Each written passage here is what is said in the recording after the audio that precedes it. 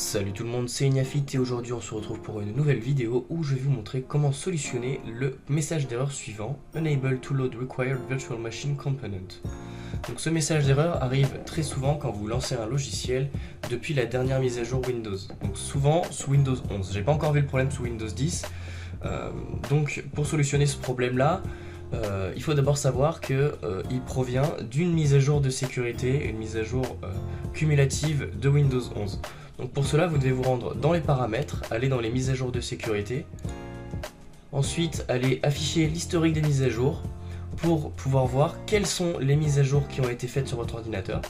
Donc dans les mises à jour de qualité ici, vous allez rechercher la dernière mise à jour cumulative, donc vous aurez pour Windows 11, normalement en Windows 24H2, vous récupérez ce numéro là, et le principe va être en fait de désinstaller cette mise à jour qui pose problème et qui vous empêche de lancer votre logiciel.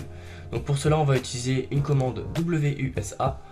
Donc ouvrez une invite de commande en administrateur. Une fois que vous avez récupéré le numéro de la mise à jour, donc ici pour moi c'est le 505 1974, je le note à cet endroit là, hop, 1974.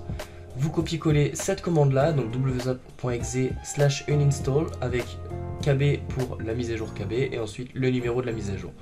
Cette commande là, vous pouvez simplement la noter, on la lance, on a une invite qui s'ouvre, qui nous dit attention, le programme d'installation de Windows est en mode autonome, est-ce que vous voulez désinstaller la mise à jour logicielle Windows suivante? Vous cliquez sur oui. Donc ça va prendre un peu de temps parce que cette mise à jour cumulative est une mise à jour de sécurité qui est importante, qui est très grosse.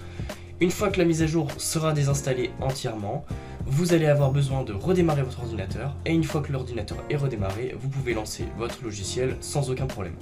Donc cette mise à jour là, je vous conseille de ne pas la faire tout de suite si elle n'est pas encore arrivée et n'hésitez pas en cas de problème, si cette solution ne fonctionne pas, de m'envoyer un message ou dans les commentaires simplement me dire que ça ne fonctionne pas. Notez bien que Windows va forcément réagir, ils vont corriger ce problème dans les futures versions de mise à jour logicielle, notamment les mises à jour de sécurité.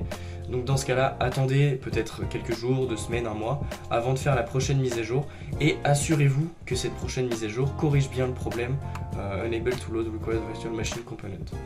Voilà, c'est tout pour cette vidéo, j'espère qu'elle vous aura été utile. N'hésitez pas à mettre un pouce bleu, à vous abonner, ça me soutiendra énormément. Merci et bye tout le monde.